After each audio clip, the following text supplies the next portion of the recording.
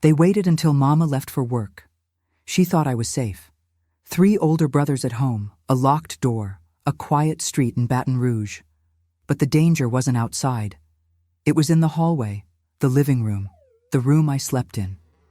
I was 13. Too young to understand why I felt afraid when the house got quiet. Too scared to ask why they said it was a game. When I got sick in the mornings, Mama thought it was the flu. But it wasn't. And when the truth came out, everything in our house shattered. I was taken to a place I didn't understand. There were no kind faces, no explanations. Just silence. That silence lasted for decades. I wasn't allowed to ask questions. I wasn't allowed to mourn. But I carried the memory with me. And today, I'm finally ready to speak. Because silence protects pain. But truth, that heals. My name is Alma Ruth Delacroix. I'm 76 years old, born and raised in Baton Rouge, Louisiana. I grew up in a small house just off Plank Road, not far from the train tracks. My mama worked the late shift at a diner called Betty's, wore white shoes, and smelled like fried okra and cheap perfume.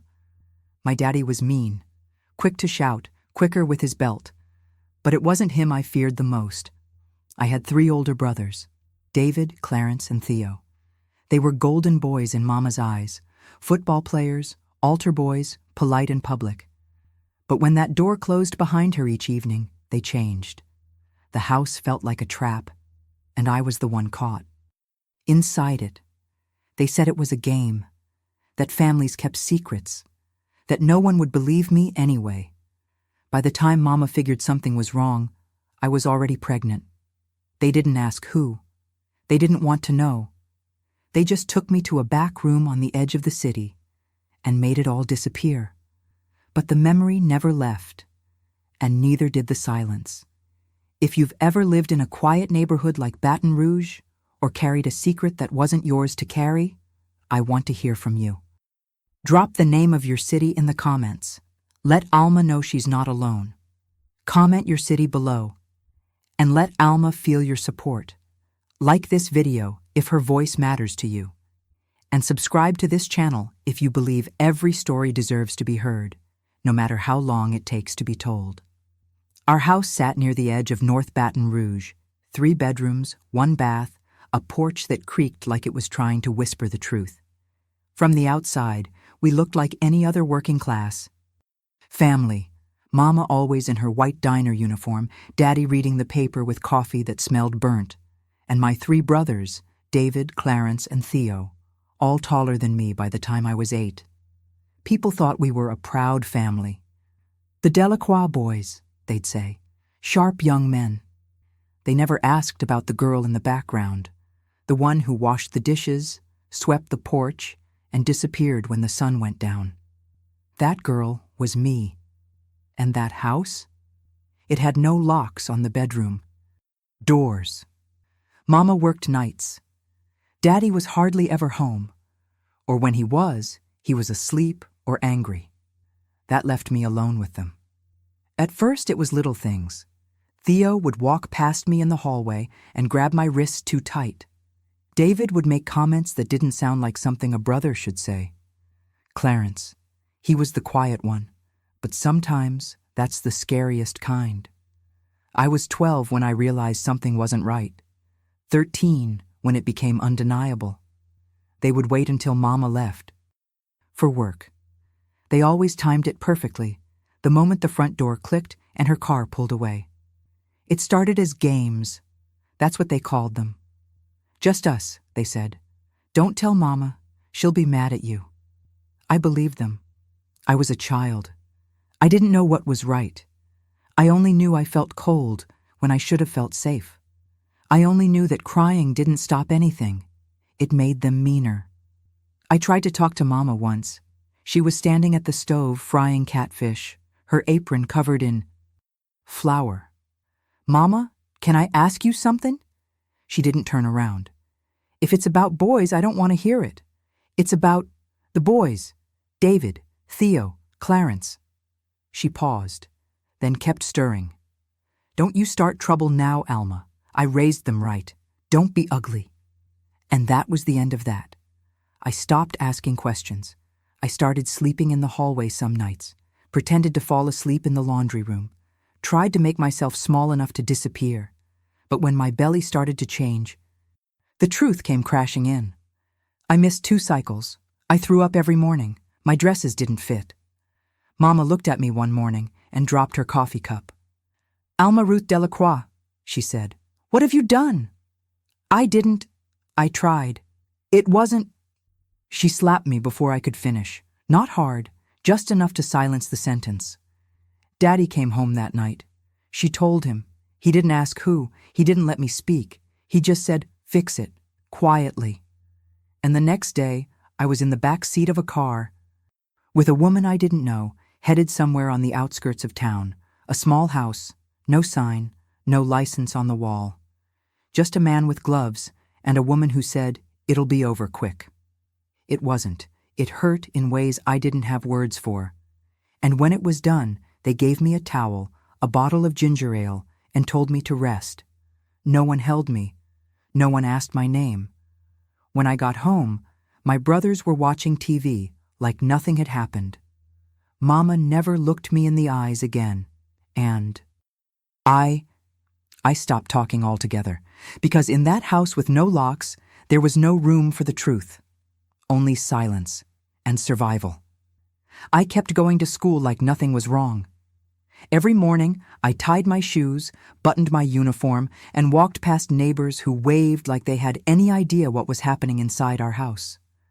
My teachers called me quiet but polite. The lunch ladies liked me because I always helped clean up. No one asked why I flinched when someone touched my shoulder. No one asked why I wore sweaters in May. At 13, I became an expert in hiding. I learned to smile just enough to get by, to nod when people asked if I was okay, to laugh at the right times so they wouldn't press further. I got good grades. I kept to myself. I learned how to vanish in plain sight. But my body never forgot. After the procedure, everything felt different. I moved slower. I bled longer. I stared at the ceiling at night, afraid to close my eyes because that meant remembering. I remember one day my English teacher pulled me aside, Mrs. Givens. She had red hair and always wore cardigans with butterflies stitched on them. "You seem tired lately," she said. "Are you feeling all right, sweetheart?" I nodded. "Just headaches," I whispered. She touched my arm. "You know, if something's going on at home, you can tell me." I froze. I wanted to scream, to say, "Yes, something terrible is happening. I'm not safe. Please help me." But my voice wouldn't move. Instead, I smiled and said, "Thank you, ma'am. I'm okay." And that was that, because I knew what happened to girls who talked. I'd heard the whispers. I'd seen what happened to one girl in 7th grade who told a counselor something about her uncle. Her family moved away. Everyone called her a liar, a troublemaker, a disgrace. I couldn't afford to be any of those things, so I stayed quiet. Until one day, my body gave me away. It was during gym. I was running laps, and I collapsed, right there on the field, blood-soaked. Through my gym shorts, my vision went black. They rushed me to the nurse's office, called Mama.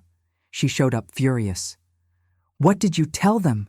she hissed as she helped me into her car. "Nothing," I said, dizzy.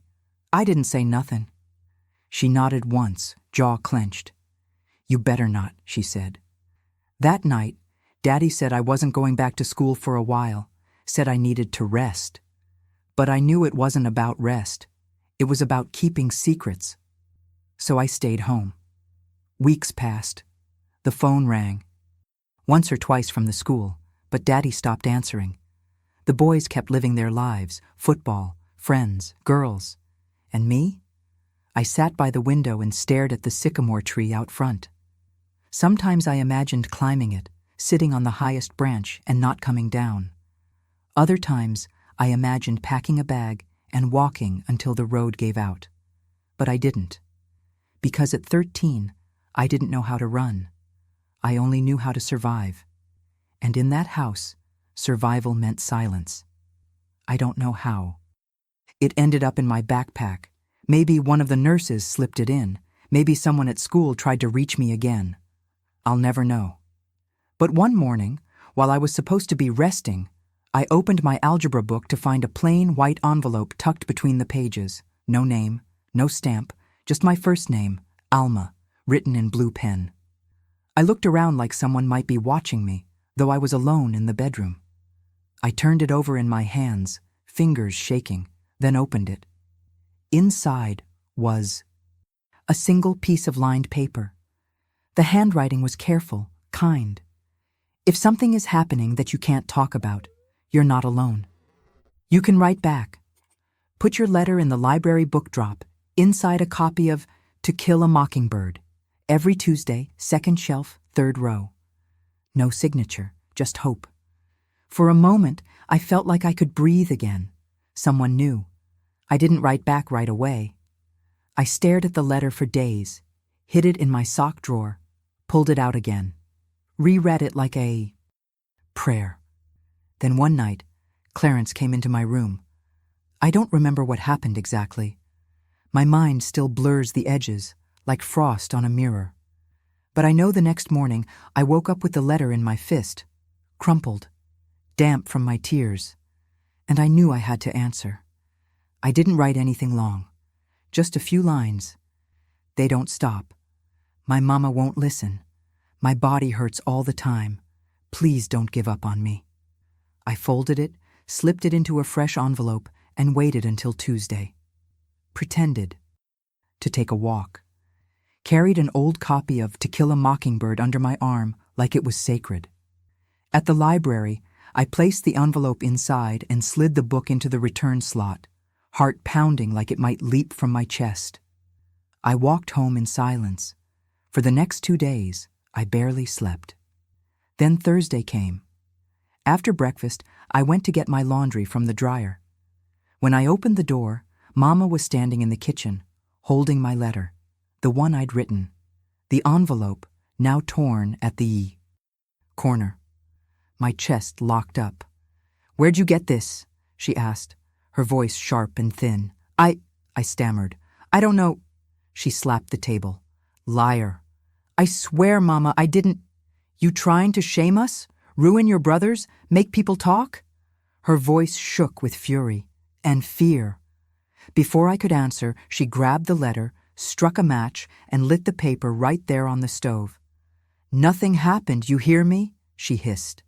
I nodded, but inside something cracked, because I had tried. Had reached.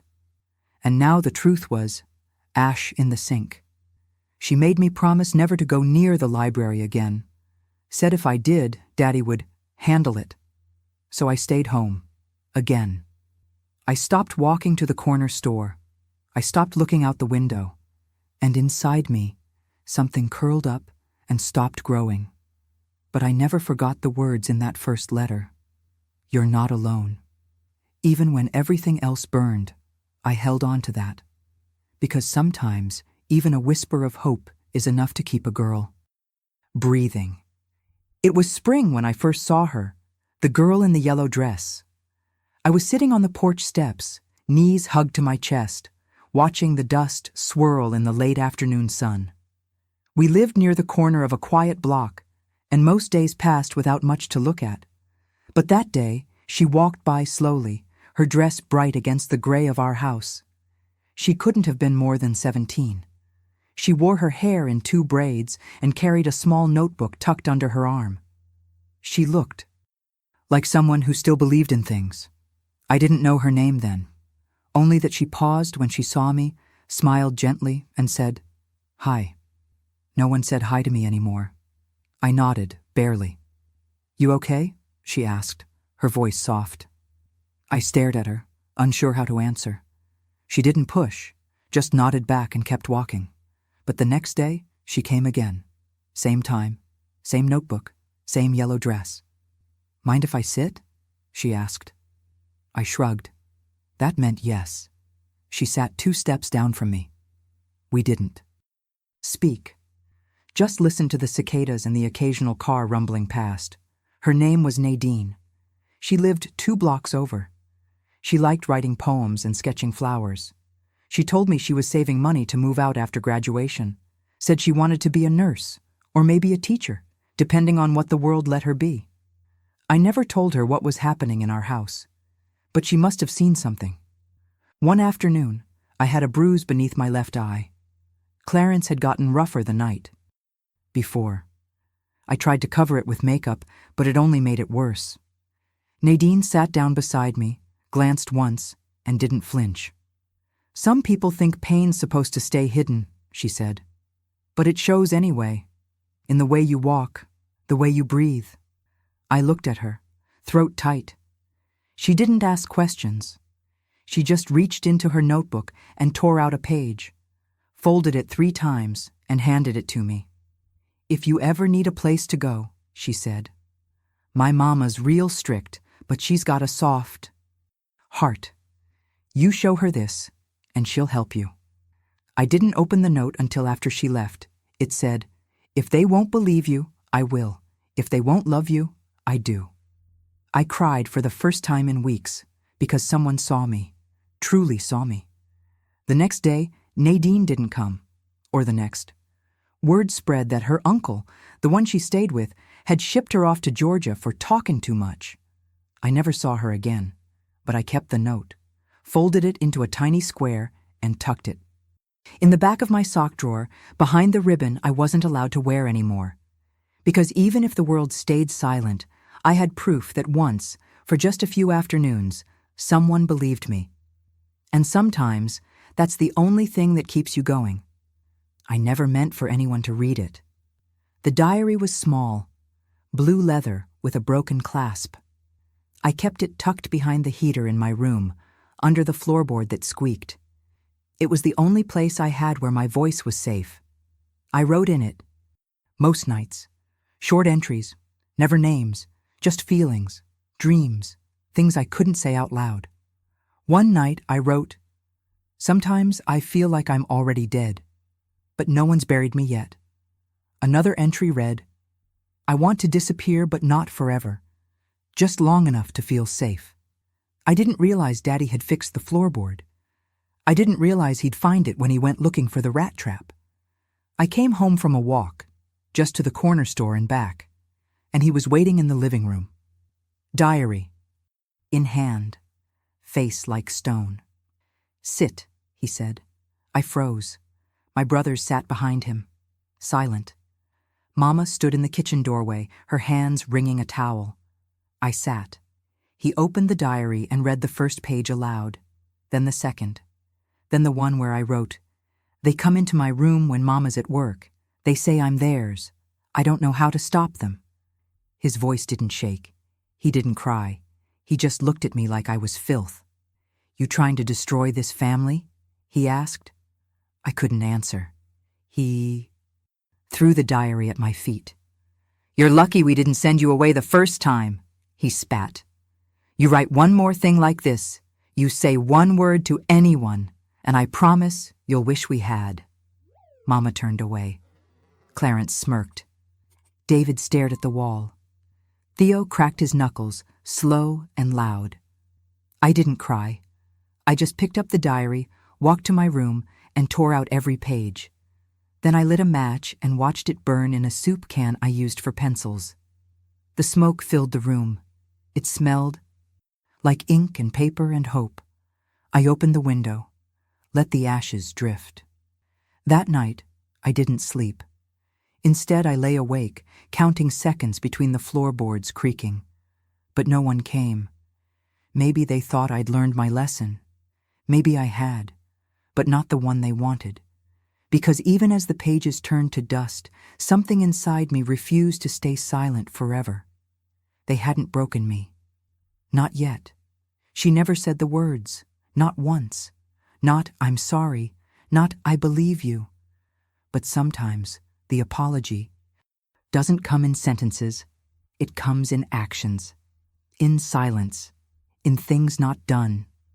I was 15 when I caught her crying in the laundry room. It was late. Everyone else had gone to bed. I had tiptoed in to grab a shirt for the next day and found her hunched over the basket, holding one of my blouses like it was a baby bird. Her shoulders shook. She didn't hear me at first. When she did, she turned fast, wiped her face, straightened her apron.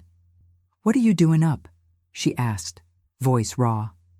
"I forgot my blouse," I said. "For Sunday." She nodded, handed it to me. Our fingers touched. She pulled away like she'd been burned. But then, just as I turned to leave, she said, "I know." I stopped. Her voice was so low I thought I imagined it. "I know what they did," she said again. I turned to face her, but her eyes were fixed on the floor. "I wanted to stop it," she whispered, "but your daddy said we had to protect the family." I didn't know what to say. My heart pounded. My ears buzzed.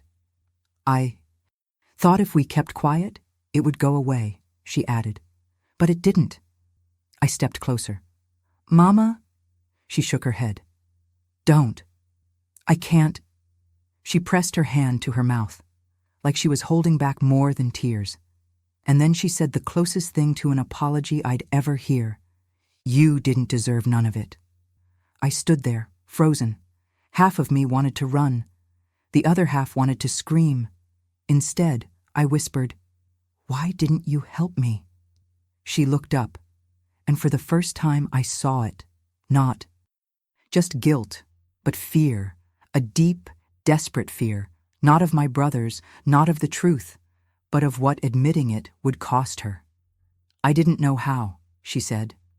"It wasn't enough, but it was something." I took the blouse and walked away. That Sunday, she pressed my hair gently, like she used to when I was small. She didn't speak, but her hands were softer. She made sweet potatoes for dinner, my favorite. And that night, for the first time in years, she left my bedroom light on. She never tried to stop them. She never defended me. But that moment in the laundry room, that trembling confession, planted something small. Not forgiveness, but the beginning of a scar healing. It didn't happen all at once. The healing. There wasn't some grand moment where the pain lifted and the sun broke through, and suddenly I was okay. But something shifted when Mama said those words. I started noticing silence in a different way, not as fear, but as space. A place where I could listen to myself again. I began taking longer walks, beyond the corner store, past the edge of our neighborhood, to a little park where no one knew my name.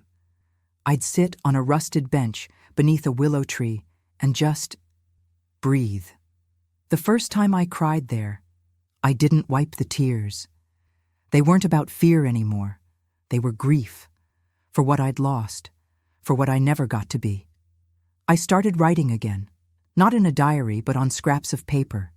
Grocery lists on the back, receipts, napkins, anything I could tuck into my shoe or bra before someone saw. I didn't write about what happened. I wrote about what I wanted. Peace, safety, a room with a locked door, a friend who didn't ask too many questions, a chance to finish school. I found an old copy of To Kill a Mockingbird at a yard sale. Inside the cover, someone had scribbled, "Tell your truth anyway." I took that as a sign. I started tutoring a neighbor girl, Patrice. She was 9, always behind in reading and scared of loud noises. Her mama worked nights too. She reminded me of me, just with brighter eyes. Patrice didn't know my story, but she trusted me, and that trust did something I didn't expect. It made me feel good, not invisible, not ruined, useful. One day she hugged me without warning and said, "You make me feel safe." And I broke, because I had never once said those words about anyone in my life. That night I looked in the mirror for a long time. My hair had grown out, my face was fuller, the bruises were long gone. But the girl in the reflection still flinched sometimes, still waited for the floorboard creak, still slept with one eye open. But she was alive, and that had to count for something. At 17, I got my GED. At 19, I moved out, just 2 counties over, nothing dramatic, but far enough that the house with no locks couldn't reach me. I found work at a nursing home, folding sheets, pouring juice, listening to women twice my age whisper regrets they thought no one cared about. They didn't know mine could match theirs. And every night, I wrote a single sentence in a journal. I am not what they did to me. I wrote it even when I didn't believe it, especially when I didn't believe it. Because healing isn't about erasing the past. It's about learning to breathe with it. And I was breathing again. The first time I told someone what happened, really told them, I was 21. Not a therapist, not a friend, not even a pastor, a stranger. Her name was Darlene. We met at a laundromat in Denham Springs, both waiting for dryers to finish. She had a soft voice and tired eyes. I remember she wore a purple scarf that didn't match her outfit. We got to talking about small things, work, neighbors, the weather. She asked if I had family in town. I hesitated. Not really, I said. She didn't push, just nodded. Then she looked at me for a long second and said, "You carry a kind of quiet most people don't notice." But I do. I felt my throat tighten. She reached into her bag and pulled out a peanut butter cracker pack, offered it to me. "My sister carried that kind of quiet," she said, "until it got too heavy." That's when the tears came. I didn't mean to speak, didn't plan it, but I found myself whispering, "It was my brother's." She didn't flinch. "I was 13, I said, "and my mama." She looked the other way. Darlene didn't ask for names. She didn't interrupt. She just listened. And when I was done, when the words finally stopped tumbling out of me like broken glass, she said, something I never forgot. "You didn't deserve that. And you're still here. That means something." We didn't exchange numbers. I don't even know her last name. But I walked out of that laundromat lighter than I'd felt in years, because I'd told the truth, and the world didn't end. Later that week I wrote about it, not just the abuse, but the moment I said it out loud. How it felt like opening a window in a room that had been shut for too long. I started keeping those pages in a binder. I didn't hide it. That binder traveled with me through 5 apartments, 2 jobs, and 1 heartbreak. It became my testimony, even when I still couldn't speak it to people I knew. Then one day, at work, I saw a young girl crying in the break room. She was barely 18, first week on the job. Someone had yelled at her over spilled juice. I sat beside her and handed her a napkin. She looked at me and said, "I don't think I'm strong enough for this world." And before I could stop myself, I said, "Yes, you are." Because if I had survived, all of it, and still learned how to stand, how to breathe, then she could too. And that was the beginning of something new. I wasn't just surviving anymore. I was reaching. I wrote it on a Tuesday morning. It had rained the night before, and the window was foggy with that soft southern dampness. I'd just turned 30. The number felt heavier than I expected, like I was standing at a line I never thought I'd reach. And for some reason, I needed to say something to them. Not face to face, not even to send it, just to say it. I pulled out a fresh sheet of paper and wrote at the top, "To David, Clarence, and Theo." I stared at the names a long time. Then I wrote, "I'm not writing this for you. I'm writing it for the girl you tried to break. The one who cried into her pillow every night and wondered if she'd ever matter again. I'm writing it for the child you left empty, the one no one ever held, the one Mama wouldn't name. I'm writing it for the woman I became, in spite of you." I wrote about the house with no locks. I wrote about the day Daddy burned my diary. I wrote about the yellow dress Nadine wore and the note she gave me. I wrote about Mama's eyes when she said, "You didn't deserve none of it." I wrote until my hand cramped, until the page was full of sentences I didn't know I had inside me. Then I folded it, put it in an envelope, and never mailed it.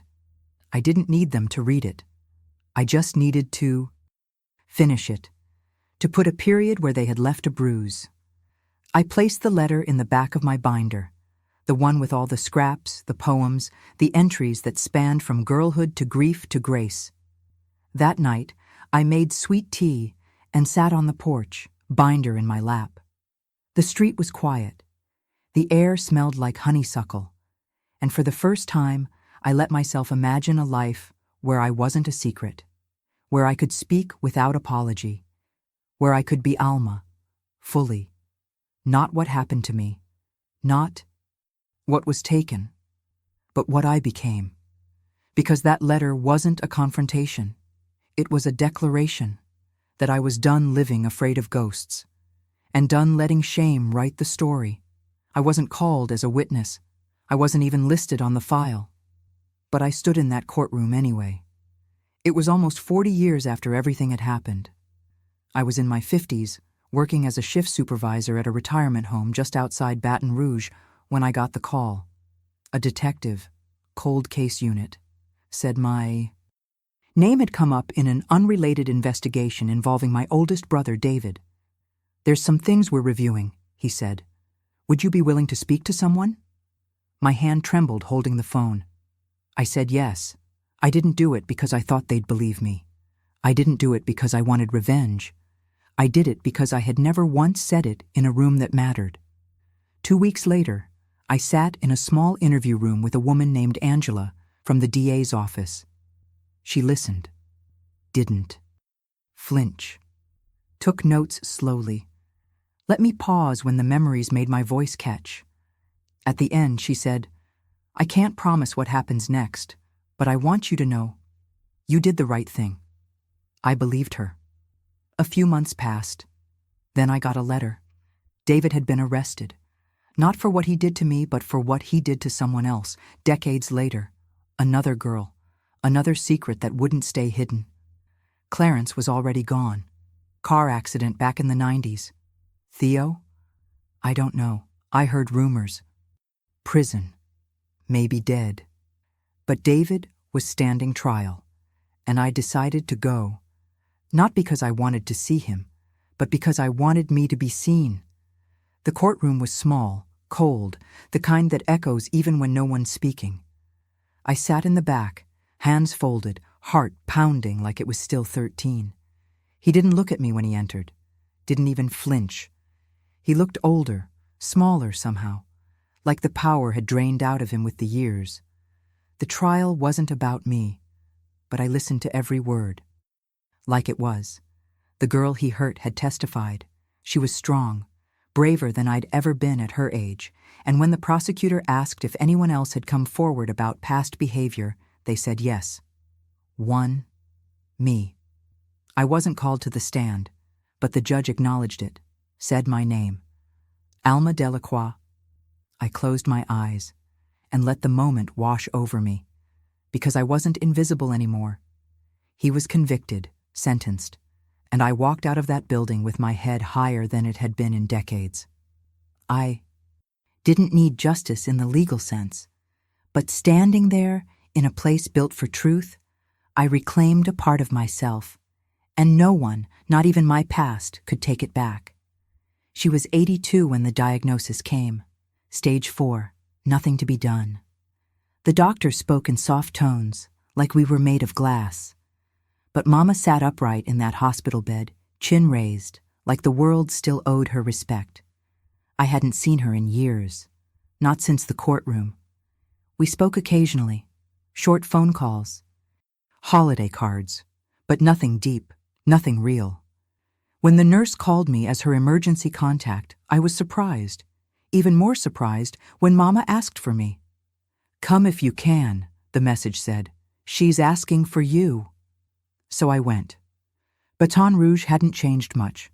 The roads still cracked in the same places. The diner where Mama worked was boarded up.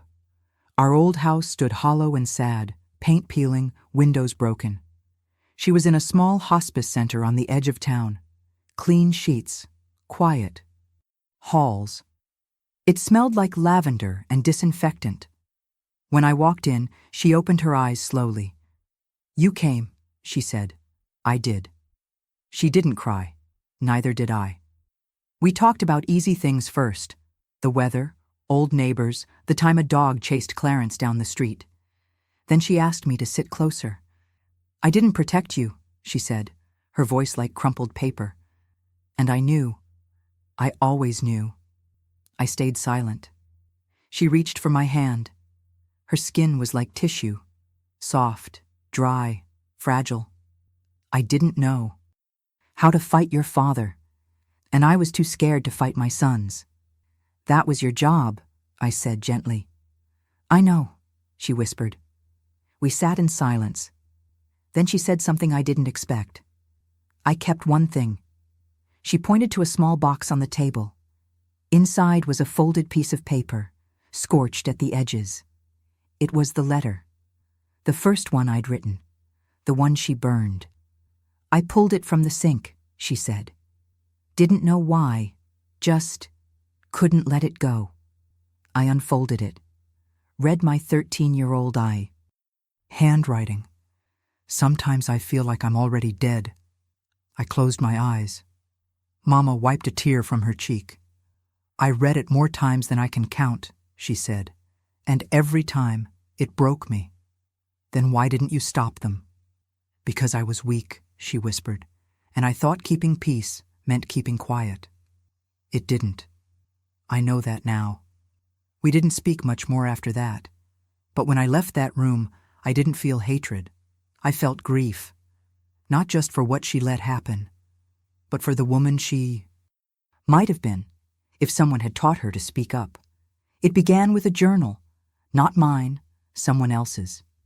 A young girl at the shelter where I volunteered had left it behind one afternoon. I didn't read it, of course, just saw her name scribbled on the inside cover and the word "why" underlined 3 times on the next page. She was 14, scared, always pulled her sleeves down too far. I saw too much of myself in her, so I sat with her one day after lunch and told her a story, not the whole thing, just a sliver, enough to let her know she wasn't crazy or alone. "I was 13, I said. "It wasn't strangers, it wasn't loud. It was the people in my house." She looked at me wide-eyed. "You?" I nodded. And in that moment, I saw something shift in her, not because I had answers, but because I had survived. That night, I went home and took out my old binder, the one with the burnt edges and folded letters and pages written on napkins, and I decided it was time. I joined a survivors' circle at the local women's center. First I listened, then I spoke, then I cried, and they didn't look away. Each time I said it out loud, it hurt a little less. I wasn't healed, but I was healing.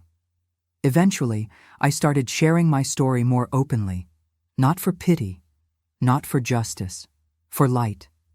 Because if someone had told me, back when I was hiding under the porch or stuffing letters in library books, that one day my story would help someone else breathe, I wouldn't have believed them.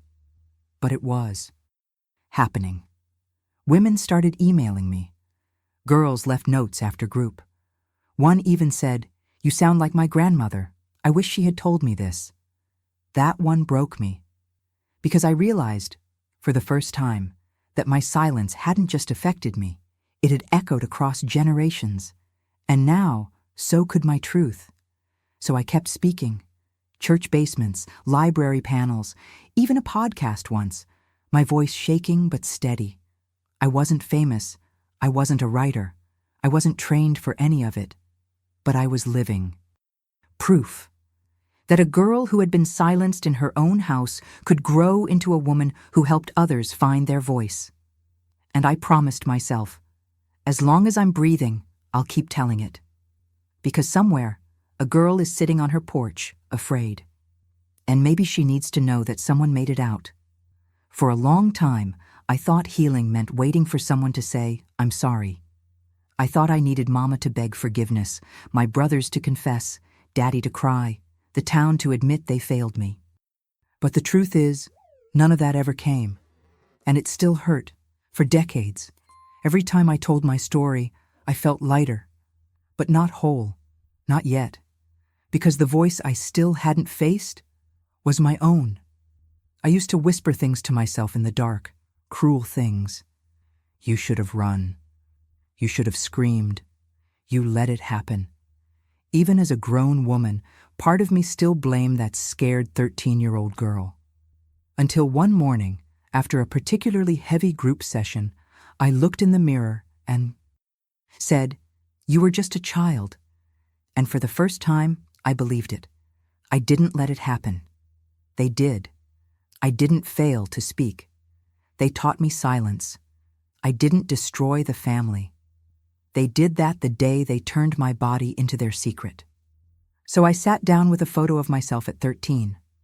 School picture, hair parted too far to the left, smile forced, and I said out loud, "I forgive you." Not for anything she did, but for the lies she believed.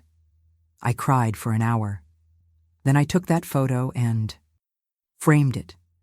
It sits on my dresser to this day, a reminder that she was always worth loving, even when no one else said so.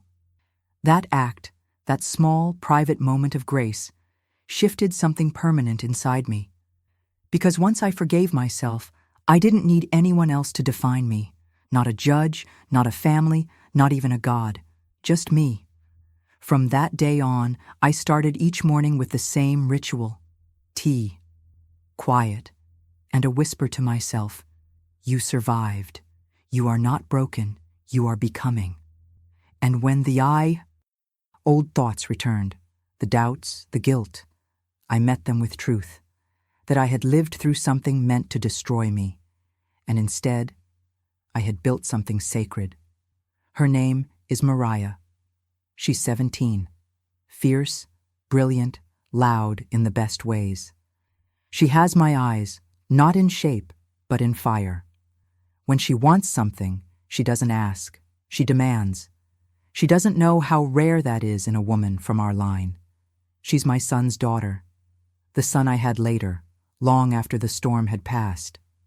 I never told him about the years before, not because I wanted to lie, but because I wasn't sure how much history a child should carry.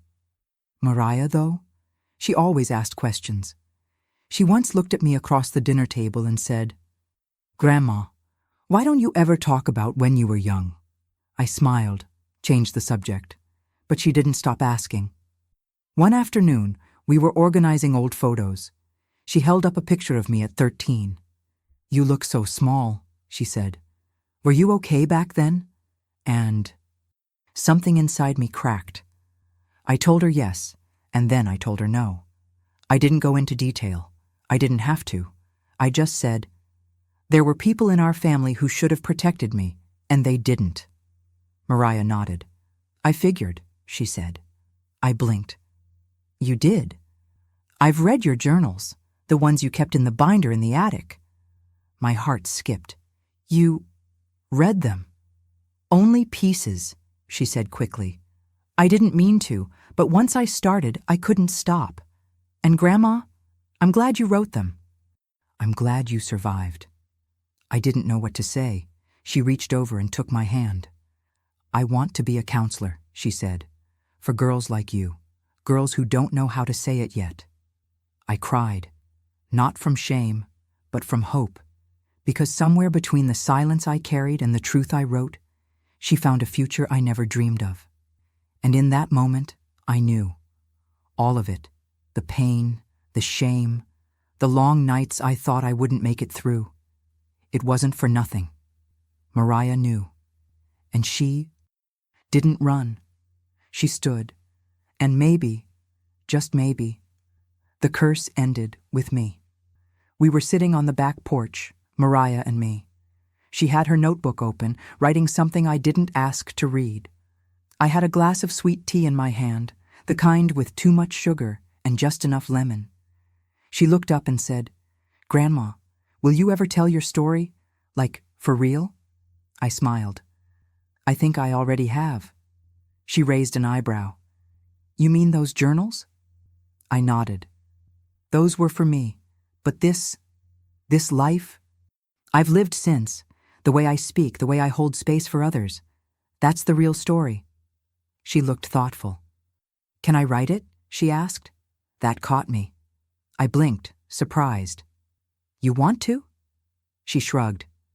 "People need to know, and not just about what happened, but about who you became." And just like that, I felt it. The release. The passing of the torch. For so many years I lived with silence as my shadow. But here she was, this granddaughter, this voice of fire, asking to carry my truth forward, not as a wound, as a legacy. So I said yes. She started interviewing me that same week, asked questions I'd buried, sat with me through the hard answers. She didn't flinch, she didn't pity. She listened, and one day, when we were done recording, she said something that made me weep. "You didn't just survive, Grandma. You transformed. And now you're setting the record straight. So no girl in this family ever wonders again if her pain has to stay hidden. That's why I'm telling. This now. Not because it's easy, not because it fixes the past, but because somewhere out there, a girl like I once was is sitting in silence, and she deserves to know, you are not alone. You are not what they did to you. You are not shame. You are not broken. You are a story still unfolding. And your voice, it's waiting, just like mine was. If Alma's story touched your heart, don't let it stay in silence. Comment your city below and let Alma know she's not alone. Have you ever carried a secret for too long? Share a word of strength in the comments. Click like if her truth moved you. And subscribe to this channel for more voices that were silenced until now. Because every story matters. And sometimes the ones told last are the ones we needed most.